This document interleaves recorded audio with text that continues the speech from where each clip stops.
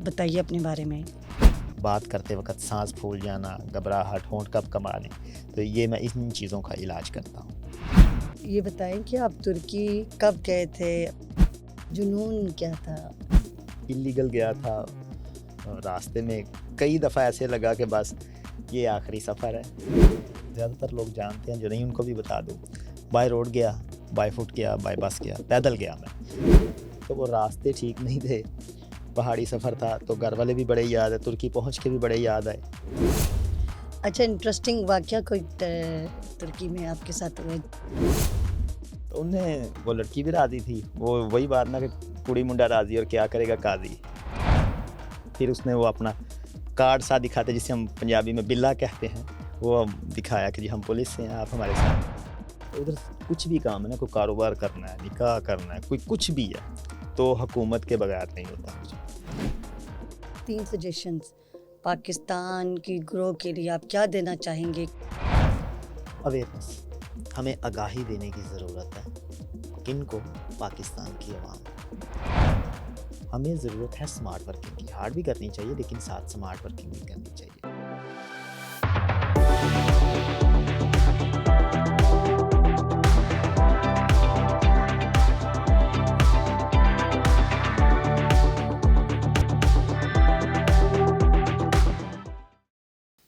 السلام علیکم۔ آج بڑھتا ہوا پاکستان میں مہتاب خان تنولی ایک نئے مہمان کے ساتھ حاضر ہیں۔ آج کی جو پوڈ کاسٹ ہوگی، مجھے امید ہے کہ یہ ذرا اور دلچسپ ہوگی، کیونکہ میرے ساتھ ہیں رانا زاہد ترکی والا۔ اب آپ سوچیں گے کہ ترکی والا کیوں لگایا ہوا ہے، وہ ہم انہی سے سنیں گے، اور ان شاء اللہ تعالیٰ مجھے امید ہے کہ آج کی پوڈ کاسٹ آپ بہت انجوائے کریں گے۔ السلام علیکم، کیسے ہیں آپ؟ وعلیکم السلام، میں خیریت سے الحمدللہ، آپ کیسی ہیں؟ میں بالکل ٹھیک ہوں۔ پہلے تو آپ کا بہت بہت شکریہ کہ آپ نے اپنا قیمتی ٹائم نکالا اور آج میری پوڈ کاسٹ میں ٹائم دیا۔ بہت شکریہ میری طرف سے بھی، میں بھی آپ کا تہ دل سے مشکور ہوں کہ آپ نے اس ناچیز کو اس قابل سمجھا، بہت شکریہ۔ پہلا سوال میں تو ان کو ترکی کہتی ہوں، رانا زاہد ترکی والا سے میرا یہ پہلا سوال یہ ہے کہ آپ کی کہاں پیدا ہوئے، آپ گرون اپ کہاں ہوئے، آپ کی ایجوکیشن کہاں ہوئی، اور اپنی زندگی کا جو سفر ہے، بچپن کیسا تھا، پھر بڑے ہو کے کیسے ہوئے، ذرا بتائیے اپنے بارے میں۔ جی، میرا تعلق گجرانوالہ سے ہے، اور ادھر کی ہی بائی برتھ میں گجرانوالہ کا ہوں، وہاں پلا بڑا الحمدللہ، اور پہلوانوں کے شہر میں رہتے ہوئے میں بھی پہلوان ہوں، لیکن ذرا 6 پیک والا، جو کہ اپنی سمارٹنس کو زیادہ ترجیح دیتا ہے۔ تو اللہ کا شکر ہے، گجرانوالہ میں میں رہا، لیکن کراچی زندگی میں پہلی مرتبہ آیا ہوں، اور میرا بچپن بھی وہیں گزرا۔ سپورٹس کی ادھر الحمدللہ، جامعہ میں بھی پڑھا، اور بنیادی تعلیم بھی گجرانوالہ سے ہی حاصل کی۔ اس کے ساتھ ساتھ کھیلوں میں بھی کافی دلچسپی رہی۔ میراتھن ریس دوڑا ہوا ہوں، 2005 میں ہوئی تھی گجرانوالہ میں۔ جمناسٹک کی ہے گجرانوالہ میں، کراٹے کی ہیں، اور تھوڑی بہت دیسی کشتی بھی کی ہے میں نے، لیکن میرا وزن کم ہونے کی وجہ سے وہاں میں ٹک نہیں پایا۔ اور آج کل کہاں پر کیا کر رہے ہیں؟ آج کل میں ریحان فاؤنڈیشن میں ہوں، اور سر ریحان اللہ والا صاحب کا ایک سکول ہے، ریحان سکول کرنگی کیمپس، تو کرنگی والے کیمپس میں ہوتا ہوں، ادھر ایز اے کانفیڈنس بلڈر کام کر رہا ہوں۔ اور جن بچوں کو بولنے میں، بچوں کو کیا بڑوں کا بھی یہی مسئلہ ہے، بولنے میں، بات کرنے میں پرابلم ہوتی ہے، اور بات کرتے وقت سانس پھول جانا، گھبراہٹ، ہونٹ کب کمانے، تو یہ میں ان چیزوں کا علاج کرتا ہوں۔ جی رانا زاہد، یہ بتائیں کہ آپ ترکی کب گئے تھے اور کتنے سال وہاں رہے، اور کیا وہاں کا ایکسپیرینس تھا، وہاں کے کلچر کے بارے میں بتائیں۔ اور مجھے پتہ ہے کہ آپ کو ٹرکش لینگویج بھی آتی ہے، تو پھر ہم اسی میں آپ کا گانا بھی سنیں گے۔ جی بتائیے۔ صحیح، 2016 میں 2016 کی بات ہے کہ جب میں ترکی گیا، اور یہ بات ہے 3 دسمبر کی، تو میں ترکی کے لیے روانہ ہو گیا۔ جیسے اب زیادہ تر لوگ جانتے ہیں، جو نہیں ان کو بھی بتا دوں، بائی روڈ گیا، بائی فٹ گیا، بائی بس گیا، پیدل گیا میں۔ تو اس طرح میں 15 دن میں ترکی پہنچا، ٹھیک ہے۔ ادھر پہنچ کے کام کیا، اور لوگوں کی خدمت بھی کی۔ جنون کیا تھا؟ جنون یہ تھا کہ ایک ڈرامہ 2012 میں نے دیکھا جس کا نام تھا عشق ممنوع، ٹھیک ہے؟ تو اس میں نے ڈرامے کے اندر لوگوں کو دیکھا بات کرتے ہوئے، تہذیب دیکھی، اس کے ساتھ ساتھ صفائی ستھرائی دیکھی، پولیس کا نظام دیکھا اس ڈرامے میں، تو مجھے بڑا نا تجسس سا ہوا، اور جنون تجسس تھا۔ میں نے کہا یار جانا چاہیے، کاش میں بھی ادھر ہوتا۔ یہ کاش کہنا تھا کہ قبولیت کا وقت تھا، اور 4 سال لگے میں ادھر پہنچ گیا، یعنی کہ 2016 میں۔ تو جب ادھر گیا دیکھا واقعی لوگ بھی بڑے اچھے، صفائی کا نظام بھی بڑا اچھا، دوسرے معاملات بھی بڑے اچھے۔ تو ادھر پھر رہا میں 3 سال، اور 3 سال 3 ماہ رہا، ترکش زبان سیکھی۔ کتنے ٹائم میں سیکھی؟ اور شروع میں جب گئے تھے تو کیسا ہوم سکنس ہوئی؟ گھر والے یاد آ رہے تھے یا کیا؟ جی ظاہر ہے گھر والے یاد آ رہے تھے، اور کیونکہ ایلیگل گیا تھا، راستے میں کئی دفعہ ایسے لگا کہ بس یہ آخری سفر ہے، اور ہوتا بھی ہے، ٹھیک ہے، کیونکہ راستے جو ہیں یہ منزل کا پتہ دیتے ہیں، تو وہ راستے ٹھیک نہیں تھے، پہاڑی سفر تھا، تو گھر والے بھی بڑے یاد ہے، ترکی پہنچ کے بھی بڑے یاد آئے، وہاں جب 3 سال رہا تو مسلسل یاد آئے، اور یاد آتے رہے، بھولے ہی نہیں، لیکن ساتھ میں کام بھی کیا۔ کیا کیا کام کیے؟ کام ادھر جا کے شروع میں تو میں رائڈر تھا، اور اس کا یہ فائدہ ہوا مجھے کہ مجھے استانبول کی گلی گلی یاد ہے، یہاں تک کہ ترکش لوگ بھی مجھ سے ایڈریس پوچھتے تھے تو میں بتاتا تھا کہ یہ ہے۔ کتنے ٹائم میں اپنی ٹرکش لینگویج سیکھی؟ 3 ماہ میں، کس طرح؟ ضرورت کے تحت۔ مطلب یوٹیوب کرتے تھے یا نہیں اس وقت کوئی تو فرینڈس تھے آپ کے؟ فرینڈز ترکش تو اس وقت نہیں تھے، میرا مالک تھا، پترون جسے کہتے ہیں، تو میں نے ادھر جا کے بڑی انگلش جاڑی شروع میں، can you speak English, York سادہ ترکیہ کونش، یعنی کہ صرف ترکیش آتی ہے بولو۔ تو میں نے کہا شاید 1-2 کا مسئلہ ہے، 99% لوگوں کا یہی مسئلہ ہے، کسی ایک کو ترکش آتی، انگلش آتی ہے، اور وہ بھی ترکش انداز میں، why did you come here, ایسا۔ تو مجھے لگا کہ یار ترکش کے بغیر گزارا نہیں، اور کوئی ایک اچھا دوست تھا، اس نے میرے کان میں کہہ دیا کہ رانا صاحب اگر ترکی میں سروائیو کرنا ہے نا تو ترکی سیکھنی پڑے گی۔ کون دوست تھے آپ کے؟ بس پاکستانی تھا ایک دوست، اس نے کہہ دیا یہ بات، میں نے پھر وہ بات سن لی، اس پہ عمل درآمد کیا، اور تب میں نے پھر وہ سیکھنا شروع کر دیا، اور اللہ کا شکر ہے جنون ہو تو کچھ بھی انسان کر لیتا ہے، اور کسی بھی چیز کو جب آپ سیکھیں یا کریں تو دیوانہ وار نہ کریں تو مزہ نہیں آتا۔ اچھا، انٹرسٹنگ واقعہ کوئی ترکی میں آپ کے ساتھ ہوا ہے جو آپ آج دن تک یاد کرتے ہیں اور ہنستے ہیں؟ سارے انٹرسٹنگ تھے، کیا کہنے، بتائیں۔ ادھر دیکھیں کئی سارے واقعات تھے ہوئے ہمارے ساتھ، ان میں سے کوئی کسی ایک کا اگر آپ نے ذکر کیا تو یعنی میں ادھر کیا آپ کو بتاؤں، کئی سارے خیر میرے ساتھ واقعات ہوئے، ایک اچھی یادیں بھی ہوتی ہیں، بری بھی ہوتی ہیں۔ ایک یہ ہوا کہ یہ میں چلیں کہہ دیتا ہوں کہ ایک پاکستانی تھا ہمارا، اس نے کہا جی کہ ادھر میں حافظ زاہد کے نام سے جانا جاتا تھا، اور یہ وجہ یہ تھی کہ جب میں وہاں پہنچا تو 12 ربیع الاول کا دن تھا، تو میری داڑھی شاڑی دیکھ کے مجھے سفر میں دیکھا لوگوں نے نمازیں پڑھتے اور اللہ کو یاد کرتے، تو مجھے حافظ صاحب کہنا شروع ہو گیا، اور ویسے بھی میں جامعہ کا پڑھا ہوا ہوں۔ تو ادھر گیا جب تو لوگوں کا پیر بن گیا، بڑی عقیدت ملی، جتنا میرے نزدیک آدمی دین سے دور ہوتا ہے نا اتنا عقیدت مند بھی ہوتا ہے، تو وہ لوگ بڑی عزت کی انہوں نے میری، پاکستانیوں نے، تو مجھ سے ختم دلوانے کرنے 12 ربیع الاول کے حوالے سے ویسے معاملہ۔ تو ایک پاکستانی کی بات چیت تھی کسی ترکش کے لڑکی کے ساتھ، تو انہیں وہ لڑکی بھی راضی تھی، وہ وہی بات نا کہ کڑی منڈا راضی اور کیا کرے گا قاضی، تو وہ کہنے لگے کہ جی نکاح پڑھوانا ہے تو جی حافظ صاحب آپ ہی پڑھوا دیں۔ میں نے کہا یار یہ پڑھوا تو دے ذرا، غیر قانونی ہے، نہیں جی پڑھوا دیں۔ میں نے کہا چلو آ جاؤ پھر بیٹے، پھر نکاح پڑھوا دیا۔ اب نہ میں نے کسی کو بتایا نہ لڑکی نے کسی کو بتایا، پتہ تب چلا جب ایک خوبصورت سی لڑکی آ کے کہتی ہے سینی ندن زاہد مقصود سن، میں کہا یہ بتا بینی میں ہی ہوں زاہد مقصود، آپ کو ہمارے ساتھ چلنا ہوگا۔ میں کہا جی کہاں؟ پھر اس نے وہ اپنا کارڈ ساتھ دکھاتے جسے ہم پنجابی میں بلا کہتے ہیں، وہ دکھایا کہ جی ہم پولیس سے ہیں، آپ ہمارے ساتھ چلیں۔ میں نے کہا وجہ ادھر چل کے بات کریں گے۔ تو یہ بڑا ایک انٹرسٹنگ سا واقعہ تھا۔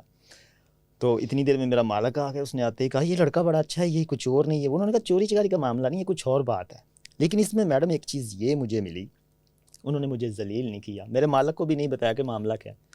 مالک گھبرایا کہ میں صفائی دوں, یہ چور نہیں ہے, یہ کچھ ایسا نہیں ہے, کچھ نہیں. انہوں نے کہا ایسی کوئی بات نہیں, صرف ہم نے بات چیت کرنی. تو لے گئے مجھے ادھر, بیٹھے ٹیبل ٹاک ہوئی, کیوں یہ وہ وغیرہ وغیرہ. کیا سوال تھے؟ سوال یہی تھے نا, مجھے لگا کہ جا کے وہ جیسے ہماری پنجاب کی جیلوں میں پانجا لگاتے ہیں, یعنی مار کٹائی, لیکن ایسا کچھ نہیں تھا. انہوں نے ایسے بیٹھا کہ مجھے سامنے بٹھایا, کب سے ہو ادھر؟ میں نے کہا جی اتنے سال ہو گئے, 2 سال اور کچھ ماہ ہوئے تھے اس وقت. اچھا, اب تک کتنے موبائل بدلے؟ میں نے کہا 2. اس لڑکی کے پاس میرے اعمال نامے کی وہ ساری فائل تھی, اس نے ایسے دیکھا, کہا نہیں یہ تیسرا موبائل ہے تمہارا. میں نے یاد کیا, میں نے کہا تیسرا ہی ہے, پر اسے کیسے پتا؟ اس نے کہا سم جب سے تم آئے ہو یہی چل رہی ہے, یہ موبائل تمہارا تیسرا ہے. میں نے کہا میں تو اللیگل ہوں, مجھ پہ کون نظر رکھ سکتا ہے؟ تو وہ ساری نظر رکھی ہوئی تھی, جتنے بھی پاکستانی ہیں نا, سب کا ریکارڈ ان کے پاس ہوتا. تو کچھ ایسی باتیں ہوئیں, تو پھر لڑکی نے بھی کچھ گواہی دی کہ جی نہیں اس کا کوئی معاملہ نہیں ہے, نہ اس کا مجھے کسی نے کچھ نہیں کہا. تو ادھر کچھ بھی کام ہے نا, کوئی کاروبار کرنا ہے, نکاح کرنا ہے, کوئی کچھ بھی ہے, تو حکومت کے بغیر نہیں ہوتا کچھ بھی. تو یہ ایک تھا میرا, اسے غلطی کہیں یہاں کے ہمدردی کہیں اس پاکستانی کے ساتھ. تو اس مرحوم کا مرحوم تو نہیں ابھی زندہ ہے, وہ لڑکے کا نام تھا بوٹا, لڑکی کا نہیں یاد, وہ مشکل سا نام تھا. تو یہ ایک وجہ ہوئی. میں ادھر ایک رات رکا, لیکن میں حیران تھا یار کوئی پیٹنے والا کب آئے گا, کوئی بھی نہیں آیا. بات چیت کی, صبح جج کے سامنے لے جایا گیا مجھے. تو اس نے دیکھتے کہا چلو یار چلو روانہ کرو اسے, ٹھیک ہے بھائی آئندہ نہیں کرنا. میں کہا مطلب نہیں, آپ ٹرکش کلچر سے بہت انسپائرڈ ہیں. بہت زیادہ. ٹھیک ہے, مطلب ہمارے یہاں جو ہوتا ہے اس طرح کا نہیں ہے. تو یہ بتائیں کتنے ٹائم میں, مطلب 3 مہینے لگے آپ کو ٹرکش لینگویج سیکھنے میں, 2 مہینے لگے, 1 سال لگا, کیا لگا؟ انوائرمنٹ سے آپ نے سیکھی اور اسی طرح سے تھا؟ جی وہ ایسا تھا کہ میری ضرورت تھی, جیسے میں نے عرض کر دیا, کسی سے بھی بات کرنی تھی تو وہ ترکش میں ہوتی تھی, اور ضرورت تھی, اس کے بغیر زندہ رہنا مشکل تھا. انگلش جب کسی سے بولتے تھے تو اسے غصہ آتا تھا, نہیں دیو سنسن کیا کہہ رہے ہو تم, سادہ جے ترکیہ کونش. اور سادہ جے ترکیہ کونش کا مطلب ہے کہ صرف ترکش بولو گے تم. تو میں نے کہا گزارا ہی نہیں, تو یہ کرنا پڑے گا. میں نے پھر ایک سب سے پہلے یہ سیکھا کہ کاپی کو کیا کہتے ہیں, نوٹ بک کو, اور پینسل کو کیا کہتے ہیں, یہ سیکھا. اور جا کے بک سینٹر سے وہ خریدی. پھر میں ایک جگہ بیٹھا اور 100 تک گنتی لکھی. میں نے کہا اٹھنا تب ہے جب یہ 100 تک گنتی یاد ہوگی. تو ایسے ہی کیا, 2 گھنٹے لگے, لیکن میں نے وہ 100 تک گنتی یاد کر لی. اور وہ اردو کی طرح نہیں تھا 55 56 یہ وہ ایسا ہوتا ہے کہ جیسے کس طرح کی ہے؟ یعنی 10 تک تو تھوڑی مشکل ہے, 10 کے بعد سیم ہی ہے جیسے انگلش ہوتی ہے. مثال کے طور پہ 1 2 3 4 5 6 7 8 9 10 آن ہو گیا 10. ویسے ہمارے ایک بھائی بھی آن ہے, اچھا 10 ہو گیا. اس کے بعد آ جائے گا آن 1 یعنی کہ 11, آن 2 آن 3 آن 4 تھوم 5. مطلب اون بھائی کو یاد کر لیں تو پھر آپ کو ہاں کاؤنٹنگ یاد ہو جائے گی. یاد ہو جائے گی. یعنی کہ جو آن بھائی ہیں, میں نے انہیں بتایا ہے کہ ترکی زبان میں 10 کے ہندسے کو آپ کہتے ہیں, یعنی کہ آن. تو اس طرح کی ہے, یعنی مشکل نہیں ہے, آسان تھی. تو 1 2 گھنٹے میں میں وہ یاد کر کے ہی اٹھا. اچھا یہ بتائیں کہ وہاں کا جو ترکی کے حوالے سے میں نے سنا ہے, میری ایک اسٹوڈنٹ ہیں, اس نے مجھے بتایا کہ وہاں پہ یہ کہا جاتا ہے کہ اگر آپ ٹرکش لینگویج آپ کو آتی ہے تو آپ کے بچوں کی ایجوکیشن فری ہے, بٹ اگر آپ کو ٹرکش لینگویج میں نہیں پڑھنا تو آپ کو پھر وہاں پہ کوائٹ ایکسپینسو ہوتا ہے. یہ بات کتنا سچ ہے, کوئی اس پہ غور فرمائے صحیح بتائیں. بات تو یہ ہے کہ ترکش لینگویج کا کوئی لینا دینا نہیں اس سے. یہ ہے کہ آپ لیگل گئے ہوں, لیگل کے ساتھ ساتھ آپ کے پاس TRC ہو, ٹمپریری ریزیڈینشل کارڈ. ٹھیک ہے, جب آپ جاتے ہیں ادھر آپ کا ویزا کچھ دنوں کا ہوتا ہے, زیادہ سے زیادہ 1 ماہ کا. ٹھیک ہے, اس دوران آپ یہ کارڈ اپلائی کرتے ہیں, آپ کو مل جاتا ہے 1 سال کا. اس کے بعد پھر 1 سال کا مل جاتا ہے چاہیں تو. اور اگر آپ ادھر انویسٹمنٹ کرتے ہیں, کوئی اپنا گھر خریدتے ہیں, تو آپ کو کملک مل جاتی ہے, وہاں کی شہریت. اس کے بعد پھر آپ کے لیے سب کچھ ہی فری ہے. ٹھیک ہے, لیکن خالی ترکش زبان. تو میں ادھر پاکستانیوں کا ترجمان تھا, اور ہر جگہ مجھے یاد کیا جاتا تھا. مثال کے طور پہ کسی میڈیکل سٹور پہ جا کے, حافظ صاحب جی یہ ذرا اسے بتانا پسلیوں میں درد ہو, یہ کرواؤ بات. حافظ صاحب میرے مالک نے کھانا نہیں کھلایا, اسے ذرا کہہ دے کھانا ہی کھلا دے, کرواؤ بات. حافظ صاحب اس سے تنخواہ نہیں مل رہی, ذرا آئیے گا, کرواؤ بات. ٹھیک ہے, تو یہ اس طرح کے کام ہم نے کیے. اور ڈاکٹر کے پاس بھی جا کے بتایا کہ جی نہیں یہ ہے. میڈیکل سٹوروں پہ بھی جیسے میں عرض کر چکا, تھانے کے بھی کچہری کے بھی معاملات دیکھے. تو مجھے تو کوئی فری نہیں چیز ملی ادھر. فری ملتی ہے, آپ کا لیگل ہونا ضروری ہے, آپ کے ڈاکومنٹس پورے ہوں. ٹھیک ہے, میرا یہ ہاتھ کٹ گیا تھا ادھر سے. ٹھیک ہے, تو میں گیا, بڑا خون نکلا جناب. میں نے کہا آپ کو پٹی کر دیں. انہوں نے کہا پاسپورٹ میں کیا نہیں, کملک. میں نے کہا وہ تو بالکل ہی نہیں ہے, ان ادھر کی کملک یعنی کہ شہریت میں نہیں. تو پھر انہوں نے کہا کہ یہ پٹی نہیں ہوگی, اور خون بہے جا رہا ہے. اب مجھے ایک دم لگا کہ یار یہ کیسے انسان ہے, انہیں میرا درد ہی نہیں. میں نے ادھر پھر نا گجرانوالہ کے دیسی لہجے میں کہا مائی بلڈ از ناٹ اسٹاپنگ. تو انہوں نے میری طرف دیکھا, اور پیچھے ایک ہمشیرہ کھڑی تھی. ہمشیرہ نرس کو کہتے ہیں ترکش میں. اس نے کہا ادھر آؤ تم. اس نے تھوڑا سا گلی کی طرف مجھے بلا کے پٹی گلی میں کی. اس نے کہا بھاگ جاؤ, پیچھے مڑ کے نہیں دیکھنا. میں نے کہا ٹھیک ہے. تو برا ایسا کیوں کہا انہوں نے؟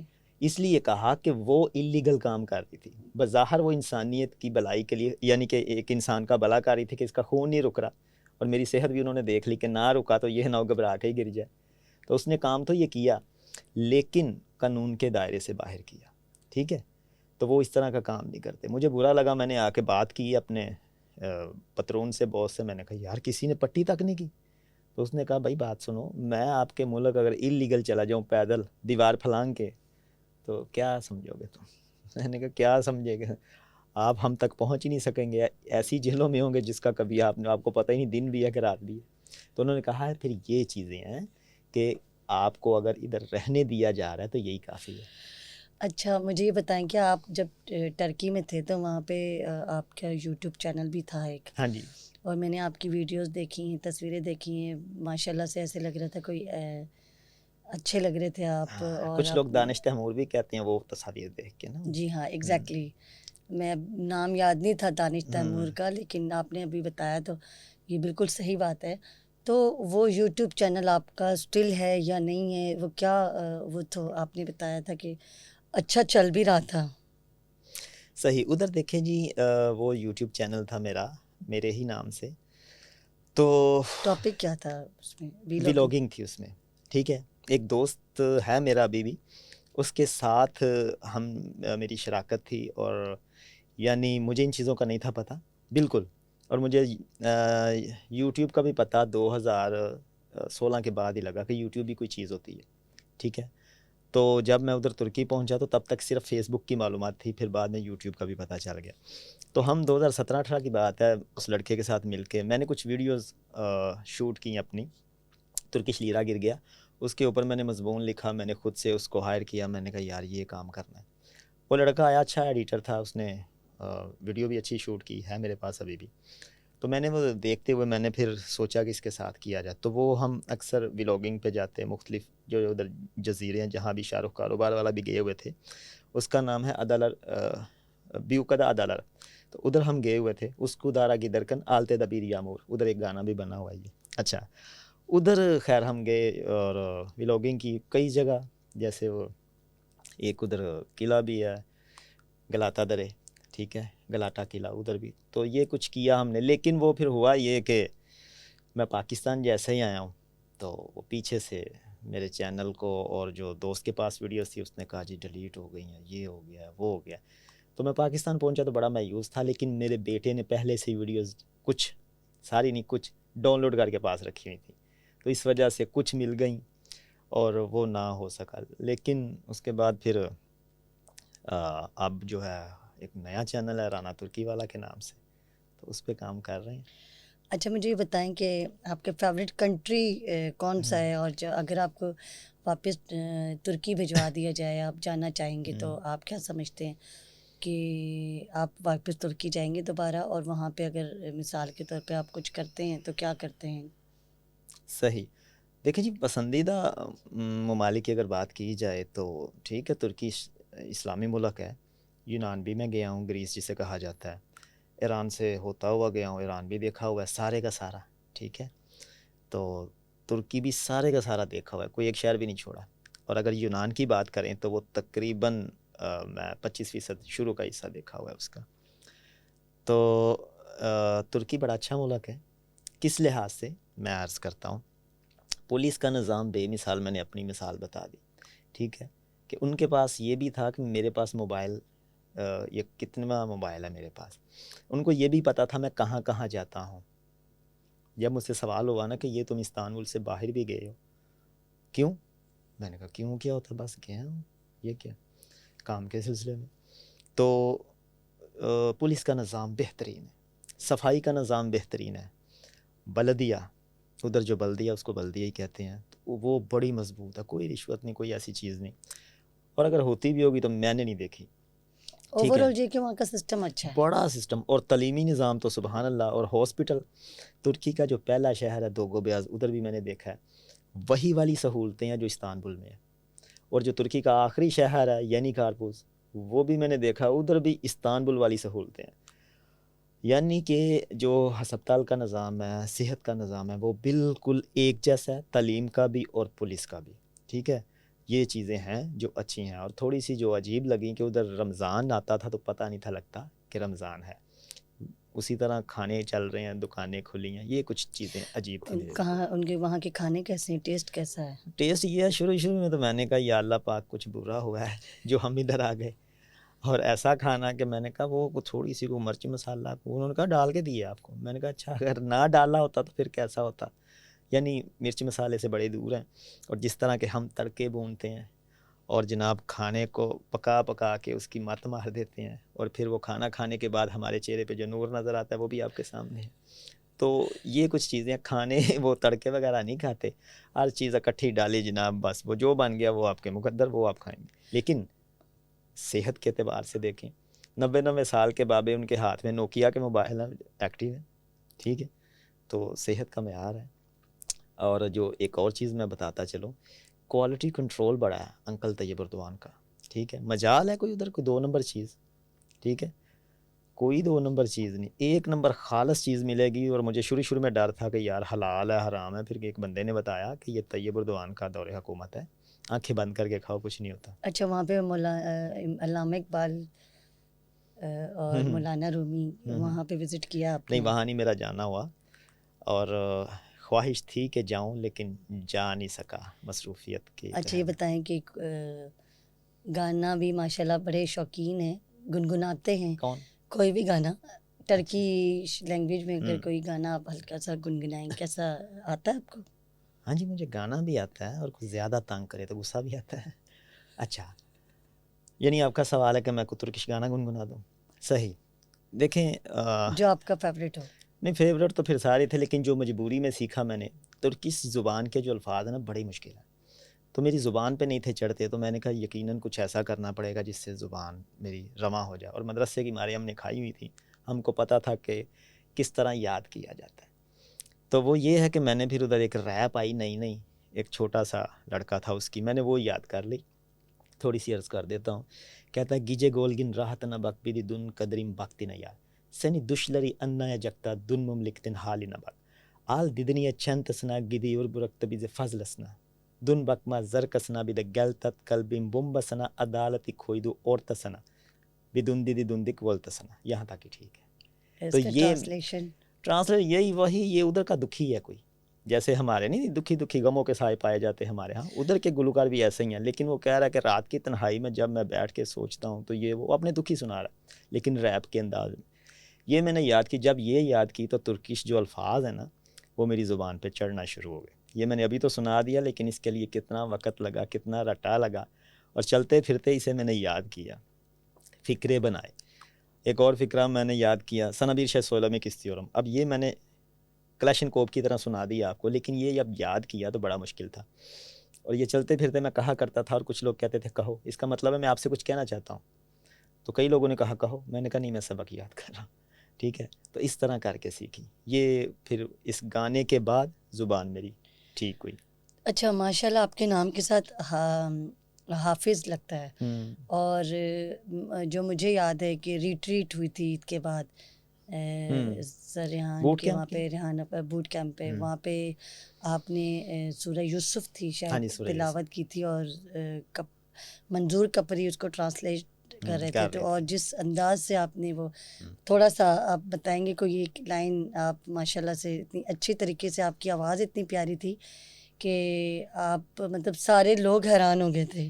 تو میں چاہتی ہوں جن لوگوں نے نہیں دیکھا تو وہ آپ کچھ ٹھیک ہے میڈم. ابھی تو میں نے گانا عرض کیا ترکش کا، تو یہ تھوڑا سا عجیب ہوگا، لیکن یہ ہے کہ میں نے سورہ یوسف جو ہے نا وہ انداز تھا، میرے روحانی استاد ہیں قاری شیخ عبد الباسط کوئی محمد ایک عبد آیت الصمد صاحب، تو ان کا یہ انداز تھا، اور میں نے وہ انداز اپنانے کے لیے اس کے اوپر بھی دیوانہ وار محنت کی دن رات، تو وہ کیا، اس سے بڑی اللہ نے عزت بھی بخشی اور بہت کچھ ہوا، اللہ کا شکر ہے. تو یہ وہی انداز تھا جو پھر میں نے اپنایا، اور کئی جگہ میں نے وہ تلاوت کی، اللہ نے بڑی عزت دی ہے. اور حافظ میں پورا نہیں بھاگا ہوا حافظ، ٹھیک ہے، تو کئی سارے معاملات آ جاتے ہیں. تو اتنا یعنی کہ ہم نے محنت کی، جتنی اللہ پاک نے عزت دے دی اتنی کی ہی نہیں تھی. مجھے امید ہے کہ آپ لوگوں کو مزہ آ رہا ہوگا. یہ ہیں رانا زاہد ترکی والا. ان کا نام ترکی والا سر ریحان اللہ والا نے رکھا ہوا ہے، اور کیونکہ یہ ترکی گئے تھے بائی روڈ، اور کافی ساری ان کی دلچسپ اسٹوریز ہیں. میں نے ان کو جب سے میں نے جوائن کیا ریحان فاؤنڈیشن، میں نے ان میں ایک چیز جو دیکھی ہے، ان میں جنون ہے، کریزی بہت ہیں، اور یا تو ایکسٹریم پہ ہوتے ہیں، یا پھر کوئی بھی کام کریں گے، کرنا ہوا تو ایکسٹریم لیول پہ اس کو کمپلیٹ کر کے چھوڑیں گے. جو مجھے ان میں یہ بات اچھی لگی تھی، اور ان کو اکثر میں پش بہت کرتی تھی اسی وجہ سے کہ میں نے ان میں وہ چارم نظر آیا مجھے، کہ ان کی ایجوکیشن اتنی نہیں، لیکن ان کے اندر جو جنون، انہوں نے اسٹوری سنائی کس طرح سے یہ ترکی گئے. پھر ابھی یہاں پر بھی ریحان فاؤنڈیشن میں جو کام ان کو دیا جاتا ہے، جو چیزیں انہوں نے اگر کرنی ہے، تو اس پہ پوری اپنی محنت کر کے اس کو یونیکنیس کے ساتھ اس میں مطلب جان لے کر آتے ہیں. تو یہ چیز مجھے ان کے اندر بہت اچھی لگی، کیونکہ کوئی بھی کام ہمیں کرنے کے لیے جنون چاہیے ہوتا ہے، اور جنونی جب تک آپ نہیں ہوں گے تو آپ کوئی بھی کام نہیں کر سکتے.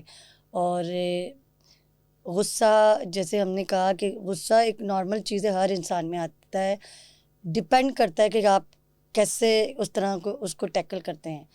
تو آپ یہ بتائیں کہ آپ کے اندر غصہ بہت ہے، آپ موسٹ امپورٹنٹ چاہتے ہیں کہ لوگ رسپیکٹ دیں، فرسٹ پریورٹی آپ کی نظر میں یہی ہوتی ہے، تو آپ کو اگر غصہ آتا ہے تو کتنا کنٹرول کر لیا آپ نے؟ دیدی بات یہ ہے کہ یہ غصے کو 100% میرے ذمہ ہی لگا دینا کہ جس کو غصہ آتا ہے، میں نے آپ کا بھی غصہ دیکھا ہوا ہے. یہ اوور آل سب سے میں سوال پوچھتی ہوں. جو میرا جواب ہے مجھے دینے دیا اچھا جائے، چلے، ٹھیک ہے دیدی. بات یہ ہے کہ غصہ میرے ذمہ نہ لگایا جائے، میری گزارش ہے. غصہ سب کو آتا ہے، میں نے آپ کا بھی غصہ دیکھا ہوا ہے. بڑے سارے ایسے لوگ جو دعویٰ کرتے ہیں ہمیں نہیں آتا، میں نے ان کا بھی غصہ دیکھا ہوا ہے. تو لہٰذا غصہ آتا ہے، میرے نزدیک یہ آنا چاہیے، لیکن تھوڑی مقدار میں. مجھے زیادہ اس لیے آ جاتا ہے کہ میں نے اس سے پہلے یعنی مجھے پتہ ہی نہیں تھا کہ غصے کو کنٹرول بھی کیا جاتا ہے. بس آیا تو پھر ریئیکٹ تو بنتا ہے نا، رسپونڈ نہیں، ریئیکٹ. تو اس کے نقصانات بھی ہوئے، اور اب آ کے جب ریحان صاحب کی شاگردی میں آئے تو بہت کچھ سیکھا. اور جو ایک چیز تھی، انہوں نے کہا غصے کو کنٹرول کرو، پھر انہیں سے پوچھا کیسے، انہوں نے طریقے بتائے، اس پہ عمل درآمد کرتے ہوئے کافی زیادہ میں نے کنٹرول کر لیا. ماشاء اللہ. غصہ آنے کی وجہ یہ ہے کہ میں ہوں بندہ حقیقت پسند، جو ہے سیدھی بات، اور وہی بات کہ سیدھی بات اور نو بکواس، ٹھیک ہے. اور جب کوئی لفظوں کی مار دینے لگے مجھے تو پھر تھوڑا سا عجیب لگتا ہے. میں پھر آتما کو شانتی دینا ضروری سمجھتا ہوں.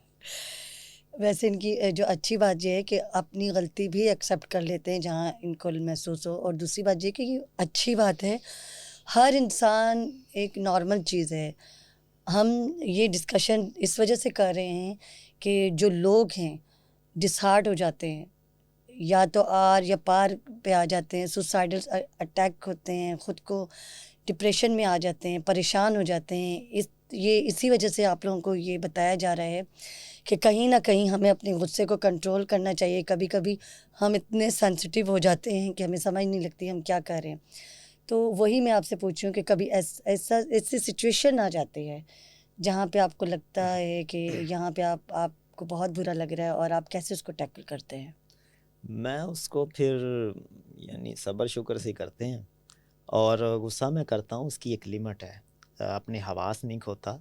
اور میرا غصہ اس لیے ہوتا ہے کہ میں ناپسندیدگی کا اظہار کرتا ہوں، میں کوئی جنونی یا کوئی مرنے مرانے پہ نہیں آ جاتا. مجھے یہ بتائیں کہ 3 سجیشنز پاکستان کی گرو کے لیے آپ کیا دینا چاہیں گے کہ ہمارا ملک مزید ترقی کر سکے اور امیر ترین کنٹریز میں شامل ہو جائے؟